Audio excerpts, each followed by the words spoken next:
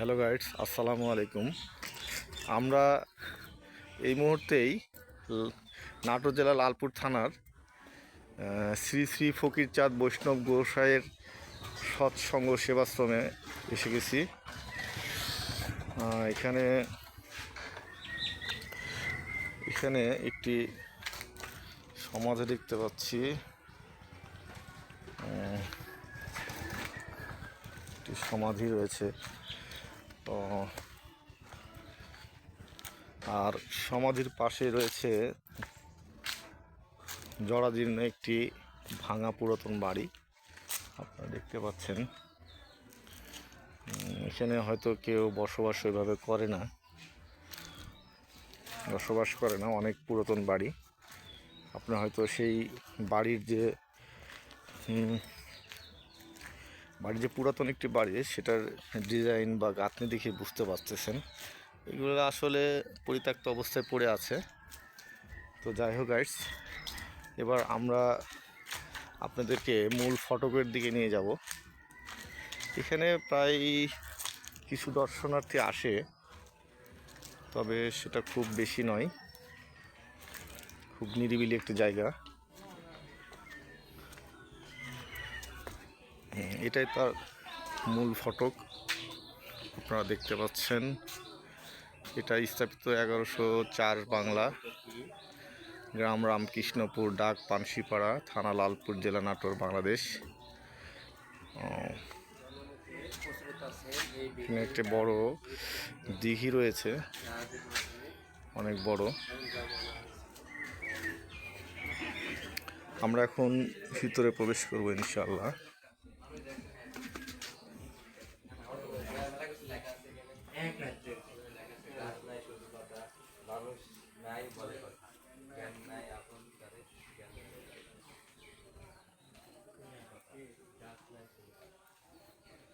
Hello ভাইয়ার্স, আপনারা দেখতেছেন এখন বিল্ডিংগুলো, এগুলো অনেক পুরাতন, 1104 শতাব্দীতে তৈরি করা। এখানে বিভিন্ন সাধুরা উঠা বসা করে এখনো, এগুলো তাদের ঘর, থাকার জায়গা। এখানে যারা সাধু থাকে অনেকে, এখনো বেশ কিছু সাধু এখানে রয়েছে।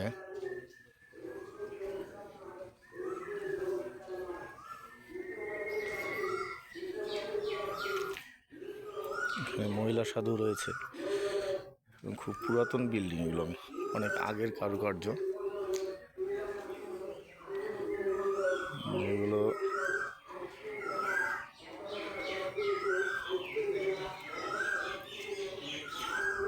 অনেক পুরনো জায়গা।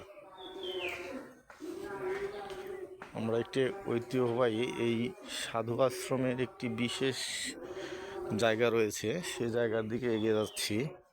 এখানে একটি কূপ রয়েছে, যে কূপটা অনেক পুরনো। এখানে অনেকে অনেক কিছু মান্যত করে এবং তারা বিশ্বাস করে অনেকে যে এখানে মান্যত করলে তাদের মনের আশা পূর্ণ হবে। এখানে যে বড় কূপটি রয়েছে সেটা আসলে অনেক পুরাতন এবং অনেক গভীর। আপনাদেরকে আমি দেখাচ্ছি, আসলে এটা অনেক গভীর। দেখুন গাইস, অনেক বড় এবং পুরাতন রং কালো হয়ে গেছে। আর এটা নিয়ে একটি গল্প আছে, অনেক পুরাতন গল্প, যেটা আপনারা অনেকে জানেন না। এখানে এক সাধু ছিলেন, যিনি কাপড় চুপড় রেখে এবং সশরীরে এখান থেকে উধাও বা ভ্যানিশ হয়ে গেছে। হ্যাঁ, আর এই সাধুগুলো এখানেতে বসবাস করতো, সাধু সঙ্গ যারা করতো তারা এই বিল্ডিংগুলোতে বসবাস করতো। এখন অনেক পুরাতন হয়ে গেছে, আপনারা দেখে বুঝতে পারছেন যে ছাদের কি অবস্থা, এগুলো নষ্ট হয়ে গেছে। দেখুন কতদিন আগের সে বিল্ডিংগুলো, তাদের গাঁথনি কারুকার্য এখনও মনোরম, যেটা দেখলে যে কেউ মুগ্ধ হতে বাধ্য।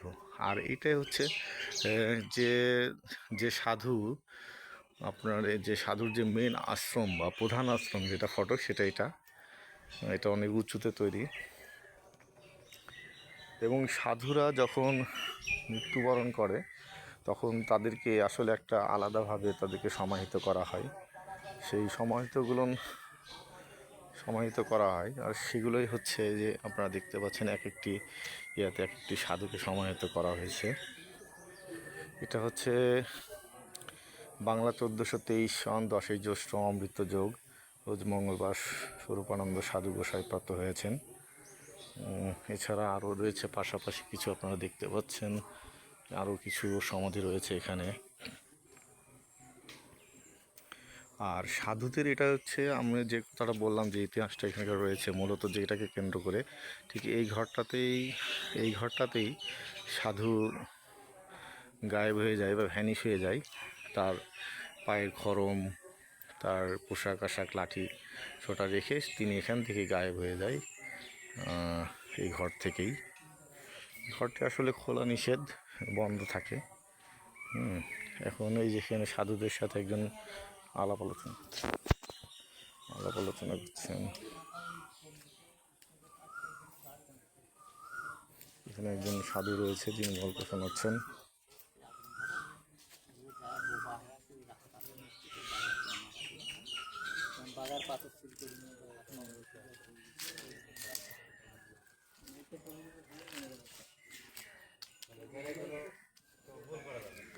এখানে একটি সুন্দর উক্তি লেখা রয়েছে যে আপনারা দেখেন, দিনহীন কাঙালের উক্তি, চায় না ধন জন মুক্তি, ওই চরণে থাকে যেন ভক্তি, তার তুল্য আছে কি? লিখেছেন শ্রী ফকিরচাঁদ গোসাই।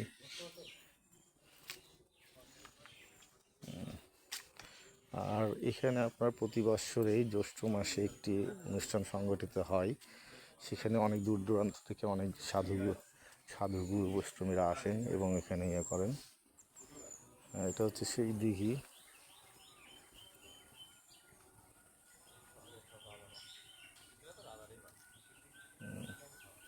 এই ঘাটেই সাধুরা গোসল করত এবং পানি ব্যবহার করত। এবং অনেক পুরনো ঘাট আপনারা দেখতে পাচ্ছেন, অনেক পুরনো ঘাট জরাজীর্ণ অবস্থায় আছে। এই দেখেন এখানে একটা বিল্ডিং আছে যার ব্যাক সাইডটা আপনাকে দেখাচ্ছি। তো ঠিক আছে গাইড, আজকের মতো এখানেই, যেন আগামীতে আপনাদেরকে আরও নতুন কিছু দেখাতে পারি সে দোয়া এবং কামনা রইল ইনশাআল্লাহ।